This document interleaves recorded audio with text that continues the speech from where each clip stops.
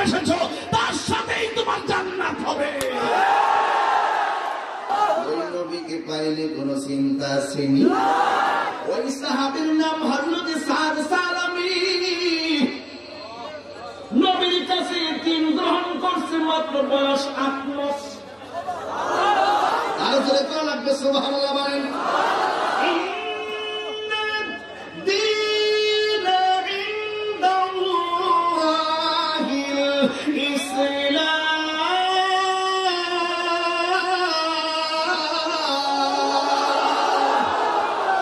আল্লাহর কাছে মনোনীত দিনের নাম কি?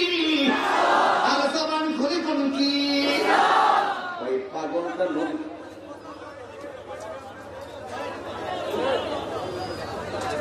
দুরূদ পড়েন আল্লাহুম্মা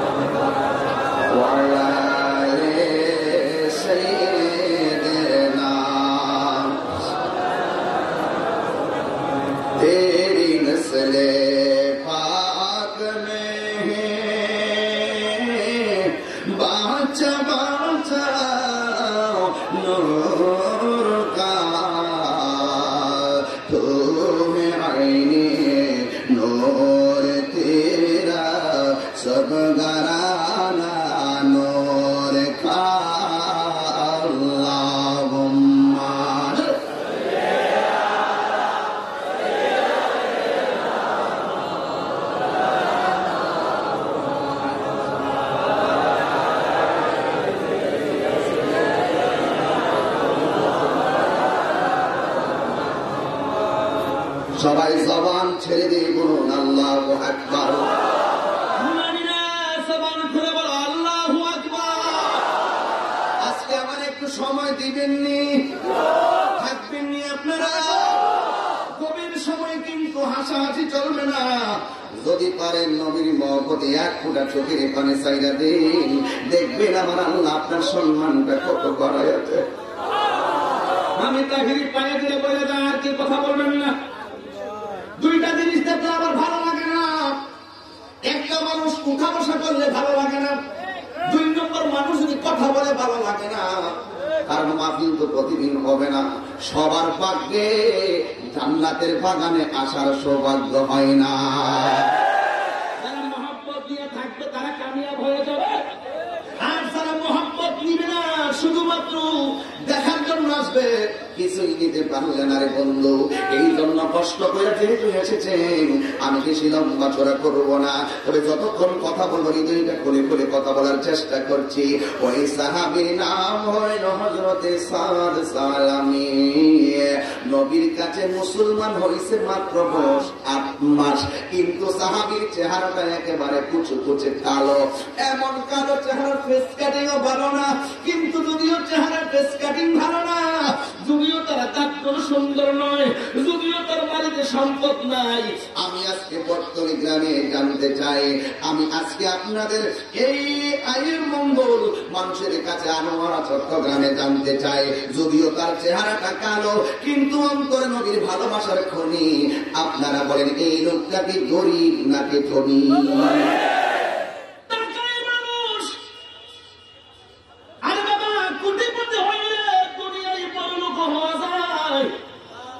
কিন্তু মনে রাখবেন টাকার ধনী ক্ষণস্থায়ী, যার অন্তর নবীর মহব্বত থাকবে এই লোকটা দুনিয়াতেও ধনী আখিরাতেও ধনী। এক লোক এসে আমার নবীর প্রশ্ন করে, নবী গো মাতাসা কিয়ামত কবে হবে? আমার নবীকে কিয়ামতের জন্য তুমি কি রেডি করছো? কিয়ামতের জন্য তোমার সম্বল কি? ওই লোকটা ডাকতে কি ইয়া রাসূলুল্লাহ কিয়ামতের জন্য আমার নামাজের কোনো বাহাদুরি নাই, রোজা নাই, যাকাত নাই, কোনো কিছু নাই। ইল্লাহ হে, তবে একটা জিনিস আছে, আমি ইবুল্লাহ ওয়া রাসূলা, আমি আল্লাহ এবং আপনি নবীকে আমার জানের চাইতে আরো বেশি ভালোবাসি। সাহাবা কি কয়? আমার নামাজ নাই, আমার রোজার বাহাদুরি নাই, আমার হজ নাই, আমার যাকাত নাই, কোন নেক কাজের বাহাদুরি আমার নাই। ইল্লাহ হে, তবে আগা খালা হাসা সাবা গাইয়া এগুলো সাবা আগা মাখা ইত্যাদি এগুলো হরফ ইস্তিসনা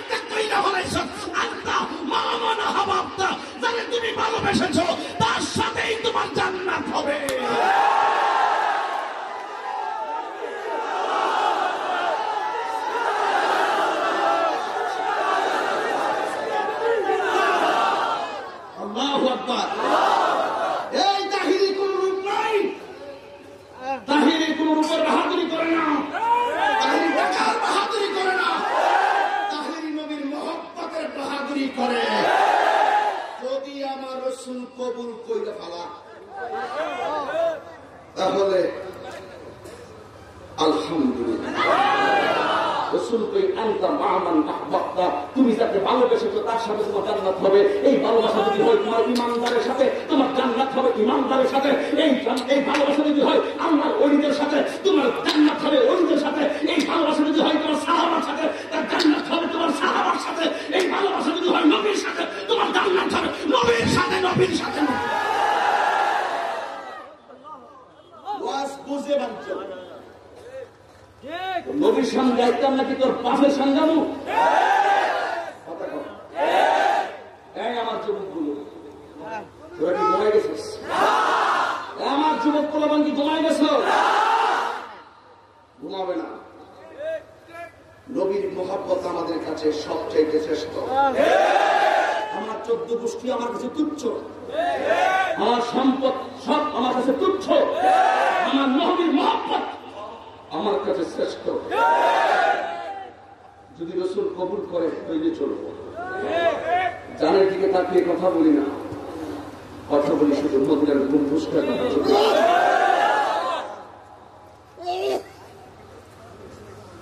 লোকটা কালো হতে পারে, এদিকে তাকাও।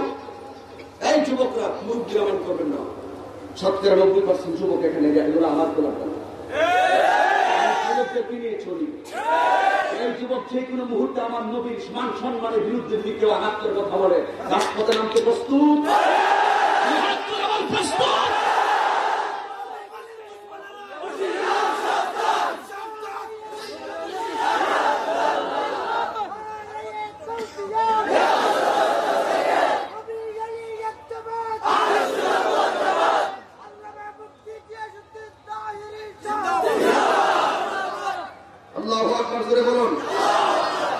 লোকটা কি সুন্দর না কালো?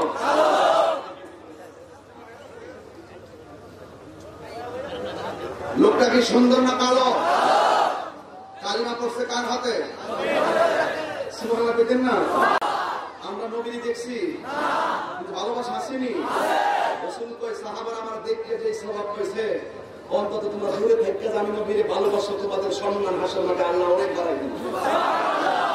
এই জন্যই না দেখে ভালোবাসার নামই হলো ঈমান। আমাদের কোনো সম্পদ নাই, আমরা নবীর অনেক ভালোবাসি। অভিনয় করতে আজকে আনোয়ার আসি নাই, আর অভিনয় করার জন্য বর্তলিতে আসি নাই, চট্টগ্রাম আসি না। চট্টগ্রাম আমার আসতে 8 ঘন্টা সময়, যাইতে 8 ঘন্টা 16 ঘন্টা আমার গাড়িতে থাকতে হয়। আমি ইচ্ছা করে চট্টগ্রাম মাহফিল নেই না, খুব কম নেই, কেন আমার দূরত্বটা অনেক বেশি। আমাদের এলাকায় 12টা 1টার ভিতরে মাহফিল শেষ, বাসায় 2টা চলে যেতে পারি। এখান থেকে বাড়িতে যাইতে বাজে সকাল 8টা বাজে, কোন সময় ঘুমা বাবার 2 মাহফিল থাকে। তো সবকিছু মিলিয়ে আমি যে আসি, মনে করবেন না যে আমি নাম ফোরানোর জন্য আসি, মনে করবেন না যে আমি বাহাদুরি দেখানোর জন্য আসি। একটি কথা শুধু বারবার আমাকে মন করে দেয়, আহারে ওই কালো সাহাবীটার ভাগ্য অনেক কত ভালো। আহারে বেলাল কত কালো, নিগুলো ডাকতে উসা, ওর ভাগ্য কত ভালো, সে ইসলামের প্রথম মুয়াজ্জিন হয়ে গেছে। রাসূল ডাক দিয়ে বেলাল, তুমি হাসরের মাঠে প্রথম জান্নাতে ঢুকবে। ইয়া রাসূলুল্লাহ কেমনে ঢুকবো? কই হাসরের মাঠে তোমার আমার উটের রশিটা থাকবে তোমার হাতে, তোমার স্বামী যখন জান্নাতে ঢুকবো ওই রশিটা নিয়ে তুমি আমার পিছনে ঢুকবে। এই যে কালো মানুষটা সম্মান বাড়াইছে কে? একমাত্র নবীর মহব্বতে, একমাত্র নবীর মহব্বতে। এই গলা ভেঙে বলো কার মহব্বতে? জীবন দিয়েছেন কে? আল্লাহ। দিবেন কে? আল্লাহ। মায়া করো কেন? আমি তো মায়া করি না। কালকে প্রোগ্রাম আছে ভাষণ, আমি তো মায়া করি না। আমি মনে করি আজকে যদি আমি ইয়া রাসূলুল্লাহ বলে চিৎকার দিয়ে বলতে পারি, আমার মতো সুখী আর কেউ নেই।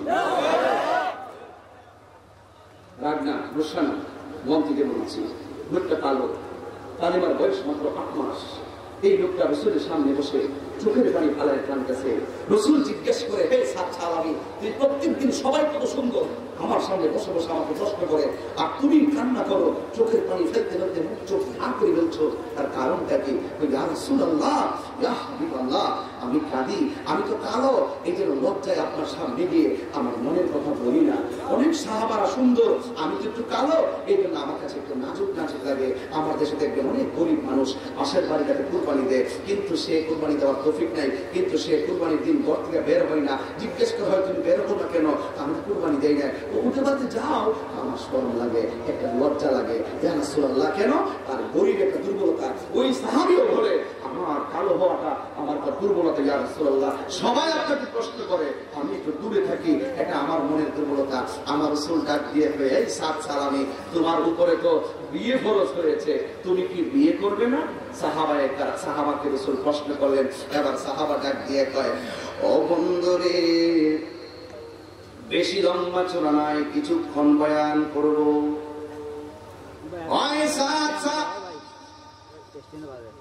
এই ছেলে, ওই সাত সালামি ডাক দিয়ে বলি, ইয়া রাসূলুল্লাহ,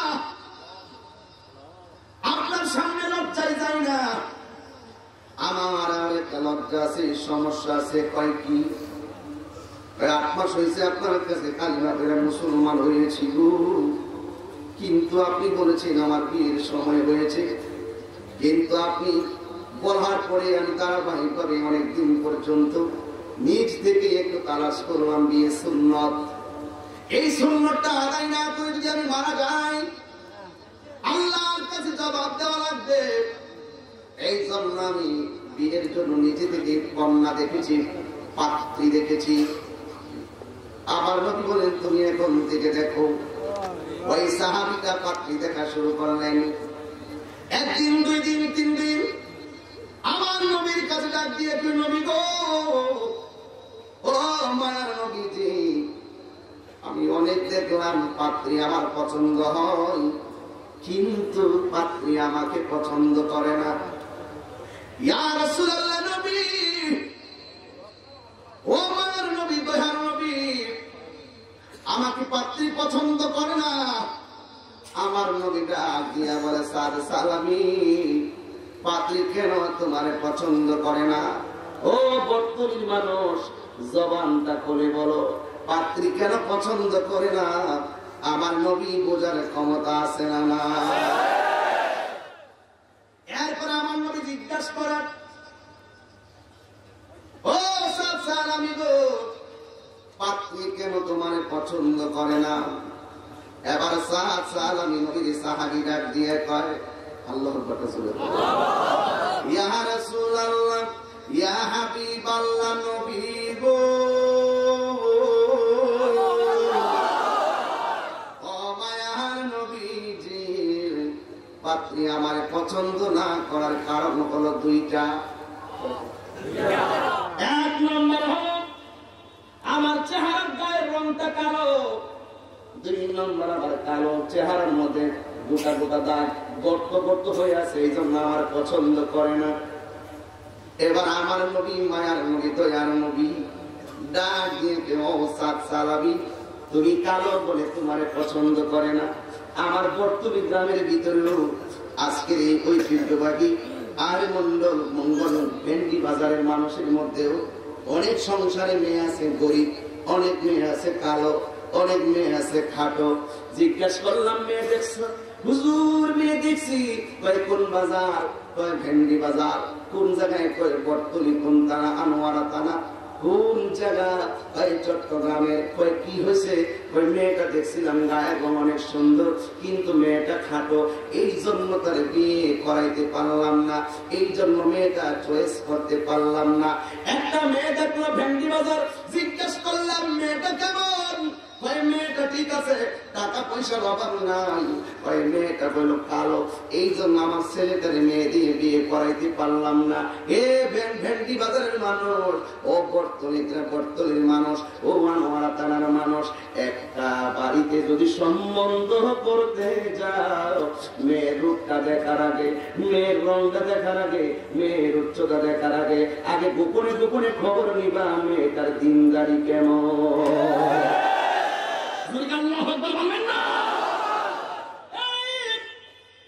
একটা মেয়ে কালো, যদি মেয়েটা শুনে কালো হওয়ার কারণে তার বিয়েটা হয় নাই। একটা মেয়ে খাটো, এই মেয়েটা যদি শুনতে পারি খাটো হওয়ার কারণে তার বিয়ে হয় নাই, মেয়েটা অনেক কষ্ট পারে। আপনারা বলেন, ধর্ম বর্ণ নির্বিশেষ ওই বর্ণ সব কিছু বানিয়েছেন কে?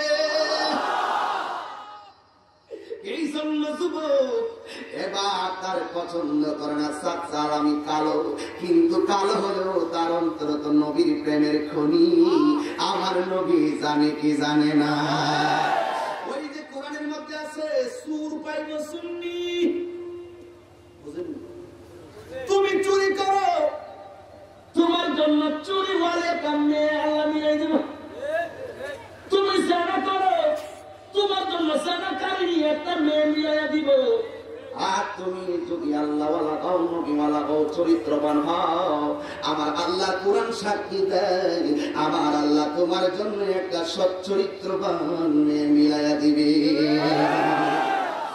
এই জন্য তুমি ওয়াজ বাড়িতে নেওয়া লাগবো, ওয়াজ বাড়িতে নেওয়া লাগবো। তুমি সারা জীবন মাদক সেবন করবা, আর রাস্তাঘাটে যায় তুমি অন্যায় অশ্লীল কাজ করবা, আর হুজুরের কাছে যায় বলবো হুজুর দোয়া করে আল্লাহ একটা ভালো পাত্রী মিলাইয়া দে। ও বাটফার, তোর কপালে ভালো মেয়ে নাই, তুমি যদি তুমি যেমন তোমার মেয়েও তোমার পাত্রীও পাইবা তুমি তেমন। নিজে বালা জগৎ পালো, কথা বলেন না কেন? এখনো সময় আছে হুজুর, এখন কি করতাম? বিয়ে তো করলেন, কাম তো করে বলেছে, তাহলে একটা কাজ করো, আজকে তওবা করো। কথা বলেন না কেন? আজকে তওবা করো। ও আল্লাহ, যা কিছু করলাম ভুল করলাম। আরে বাবা, জেলখানার অপরাধী জেলে যাইবার ভয়ে পালায়া পালায়া থাকে, আর গুনাহ কইরা অপরাধী পালান লাগে না। আমার আল্লাহ অপরাধীকে তালাশ করি। ও বান্দা আয় আয়, আমি আল্লাহর কাছে তওবা কর, আমি আল্লাহ করে মাফ করে দিব। কখনো গজল বলবো? আমার তো মাঝে মাঝে একটু গজল চলে আসে, বলবো?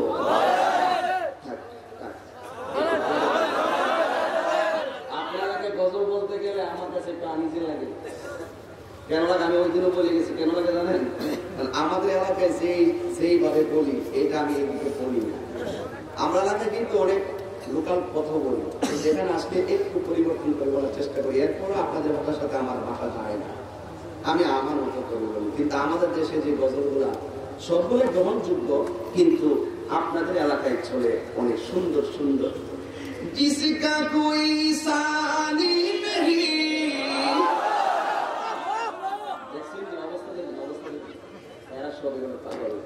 किसका कोई सानी नहीं, वो नबी हमारा है,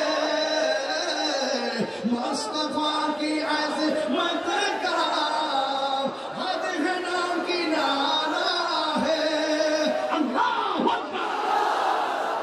দেখেন এই এলাকার মানুষ কি, আমরা তো এগুলো অভ্যস্ততা কম, এই জন্য বলি না। আমরা একটু বাংলা বলি, অসুবিধা হবে না। যে কোনো জায়গা থেকে নবীর শান যদি তুমি বলো, যদি তা কোরআন সুন্নাহ সম্মত হয়, অবশ্যই এটা গাওয়া যায় আছে। আমি প্রায় সময় বলি, বোঝার জন্য বলি, খুব কষ্ট নিয়েন না, বোঝার জন্য বলি। আমি তাহিরি তোমার মধ্যে ভেঙ্গে ভেঙ্গে ওয়াজ করি, কারণ তাহিরিকে নিয়ে যেমন আলোচনা আছে তেমন সমালোচনাও আছে। আমি চট্টগ্রামে আসলেই তো অনেকে আসতেছে, নানা ডাক্তার আসতেছে, বিভিন্ন ধরনের বিভিন্ন কথা বলে। আমি যাই হেড নো টাইম, এগুলো শোনার টাইম আমার নাই। আমি চলছি আমার গতিতে, আমাকে চালাচ্ছে কথা বলেন, আমি আমার মতো চলছি। যেখানে আমি যে আসি খুব সিম্পল দিয়ে আসি। আমি ইচ্ছে করলে 5,000 গাড়ি নিয়ে কি আসতে পারবো না মনে করেন? কি পারতাম না? কি বলিস বেটা? ইচ্ছে হলে পান। বিষয়টি এরকম না। আমি শুধু একটি কথাই বলি, যারা আমার বিরুদ্ধে কথা বলো, একটি ভাগ আমার কাছে আসে, এসে হয়তো বুঝাই আমাকে তোমার দলে নিয়ে যাও, আর না হয় তুমি বুঝে আমার দলে। কি একটা কি সুন্দর কথা আছে? এই বাবা আছে? এরা মনে করছে যে আমি এইভাবেই মনে বড় হয়েছি। ক্লাস 2 থেকে রোল নম্বর 1 আবল টাইটেল পর্যন্ত কেউ টাইরা নিতে পারে না।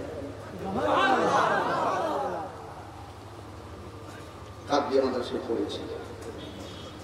তোর অহংকার না, জানার শেষ নাই, বুঝারও শেষ নাই। আমিও তো মানুষ, আমারও ভুল হতে পারে। করতে পারি কিনা? মনের অজান্তে যদি কথা যদি কোরআন সুন্নাহর বিরুদ্ধে চলে যায় তাহলে আপনি গ্রহণ করবেন না। যদি আমার কথাগুলো যদি কোরআন সুন্নাহর ভিতরে হয় তাহলে আপনি মানতে অসুবিধা কোথায়? দেখো আমার রাসূল কি বলে, সাত সালামি মদিনায় এই মুহূর্তে সবচেয়ে বড় লোক আমর ইবনে ওয়াহাব।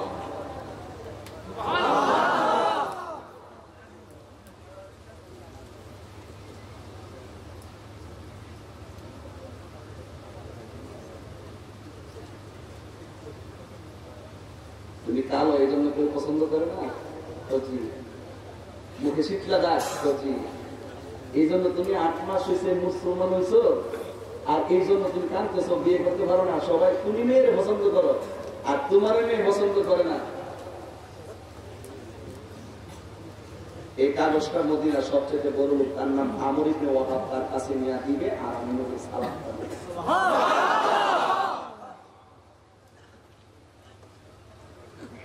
খারাপ লাগছে না? কাগজটা নিয়ে সাত সালামি কি জানি দেখছে রাসূল, তো জানি না, নিয়ে দিচ্ছেন আমর ইবনে ওয়াহাবের কাছে। তাই বলছে আপনার কাছে আমার রাসূল এই রিসালাতটা দিয়েছেন। এবার সাউন্ডের কোন আলোরে এইভাবে পড়লেন, ইতি মুহাম্মদ রাসূলুল্লাহ সাল্লাল্লাহু আলাইহি ওয়াসাল্লাম। এখন নবীজি আবার যাওয়ার সময় বলছে, চিঠিটা হাতে দেওয়ার পরে সে কি উত্তরটা দে আমাকে বললাম। এবার সাত সালামের চিঠিটা, আমার রাসূলের চিঠি মুবারক ওই হযরত আমর ইবনে ওয়াহাব করতেছে, করার পরে যখন দেখছে ইতি আমার নবীর নাম, তখন সে কিছু কয় না কইয়া একটু ডানে তাকায় বামে তাকায়। আবার রাসূল তো বলে দিছে যে এই সাত সালামি তুমি যাই দেখবা আমর ইবনে ওয়াহাব কি উত্তরটা দিয়ে উত্তরটা বানানো চলে যাইবা। তখন একটু করে করার পরে সাত সালামি ডাক দিয়ে কি ব্যাপার, এই কাগজে কি লেখা আছে? আমার রাসূল বলছেন আপনি পড়ার পরে উত্তরটা আমার কাছে বলে দেওয়ার জন্য। আমর ইবনে ওয়াহাব বলতেছেন এই কাগজের মধ্যে লেখা আছে আমার একটা মেয়ে আছে, এই মেয়েটাকে তোমার সাথে বিয়ে দেওয়ার জন্য। তা আপনি কি কম, তো তুমি তো জানো না আমার মেয়েটাকে মদিনার হুর বলা হয়, হুর হুর। আমার মেয়েটা এত সুন্দরী, তাকে মদিনার হুর বলা হয়, আর তোমার মতন এমন একটা ছোলার সাথে, এমন একটা ছেলের সাথে আমার মেয়েকে বিয়ে দিল, এটা কি হতে পারে? আমি রাসূল যখন বলছেন উত্তরটা বলার জন্য, আমি আসলে সরি, আমার মেয়ে যে সুন্দর, এত সুন্দরী মেয়ের জন্য তোমার তুমি ঠিক না, আমি তোমার কাছে মেয়ে বিয়ে দিব না, এই কথাটা তুমি নিয়ে যাও। এই কথা বলার পরে সাত সালামি চোখের পানি ফালায়, তো হারে আমার কাছে বিয়ে দেওয়া না দেওয়া পরের কথা, তুমি কেমনে রাসূলের কথাটা অমান্য করো? আল্লাহু আকবার বলুন। ও বন্ধুরে মনোযোগ, গভীরে মনোযোগ, মোহাম্মত নিয়ে বসে যান। একটা জবান বন্ধ রাখবেন না, জোরে সুরে মোহাম্মতে বলেন ইয়া রাসূলুল্লাহ। সাত সালামি ডাক দিয়ে ও আমর ইবনে ওয়াহাব, এই কাগজের ভিতরে কি লেখা আছে গো? এই কাগজের ভিতরে লেখা আছে আমার মেয়েকে তোমার সঙ্গে বিয়ে দেওয়ার জন্য। আপনি কি বলেন?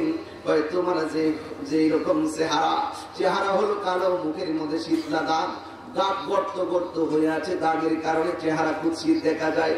আর আমার মেয়েটা এত সুন্দরী, যে মেয়েটাকে মদিনার হুর বলা হয়, এত সুন্দর মেয়েকে আমি তোমার কাছে বিয়ে দিতে পারি না। এই কথা বলার পরে ওই সাত সালামি চোখের পানি ফালাইয়া এবার নবীর দিকে রওনা দিছে। হঠাৎ করে মেয়েটা ঘর থেকে দৌড়ায় আইসা তার আব্বার একটা ডাক মারবে, আব্বা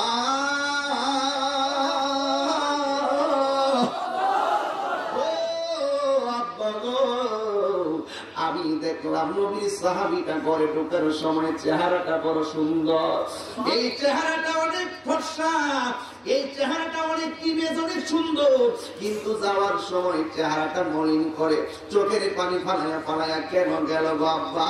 ও আব্বা মেয়ে ছেলেটা আসার সময় তার মনটা ভালো ছিল, যাওয়ার সময় কেন তার চেহারাটা খারাপ হলো? এই ছেলেটা হাসি মুখে এসে কেন চোখের পানি পালাইয়া যাইতেছে?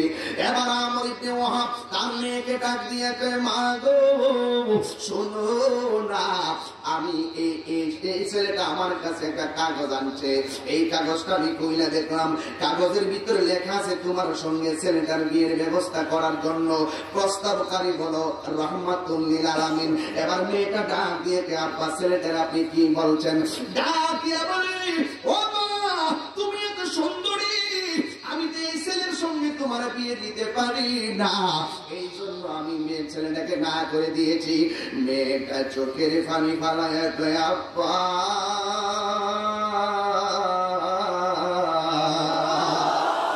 সেই নবী না হইলে সুন্দর হইতো না গো, সেই নবী না হইলে ওয়ালা সামা আকাশ হইতো না, ওয়ালা কুরসি কুরসি হইতো না, কোনো কিছু হইতো না।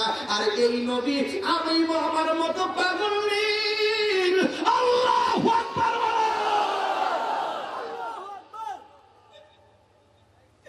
এত সৌভাগ্যবতী, আমি এত সৌভাগ্যবতী, আমার বিয়ের প্রস্তাব এই মদিনার কেউ না, আমার মতন ভাগ্যবতী কে আছে? আমার বিয়ের প্রস্তাব নাই আমার রাহমাতুল লিল আলামিন।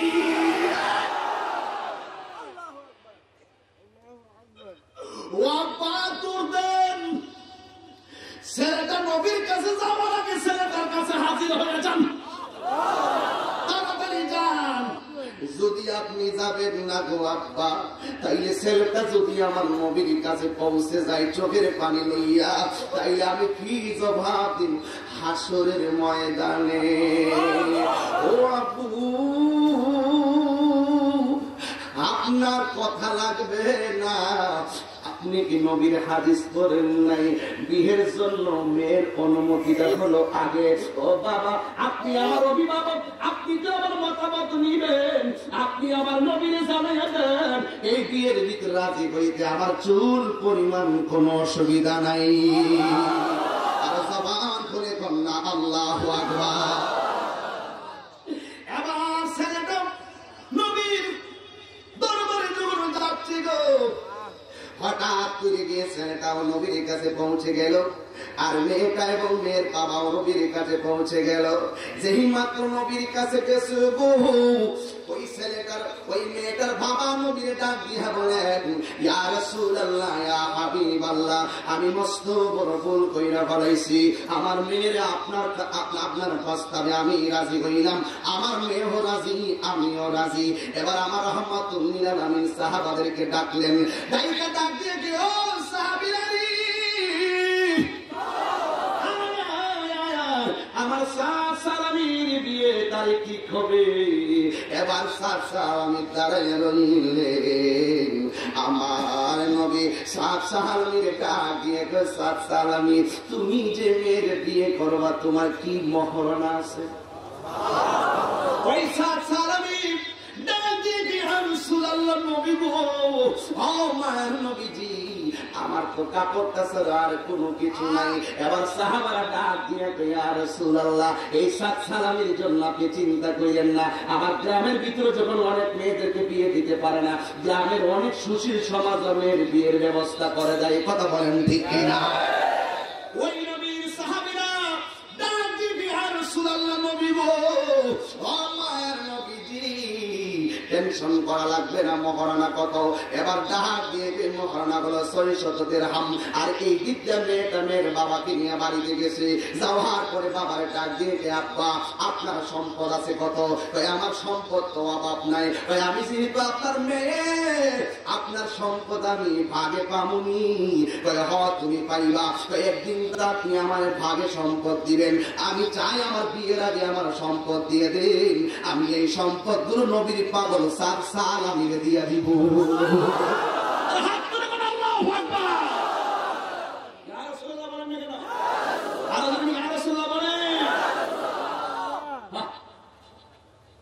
এবার এই দিক দিয়ে নবীর পাগল নেই, ওই দিক দিয়ে সাহাবাদের পাগলামি।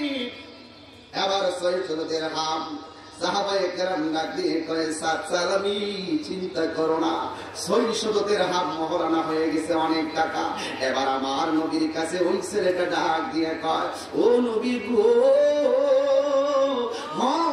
নবীজি, আল্লাহ বড় মেহেরবান, আপনি বড় আমার জন্য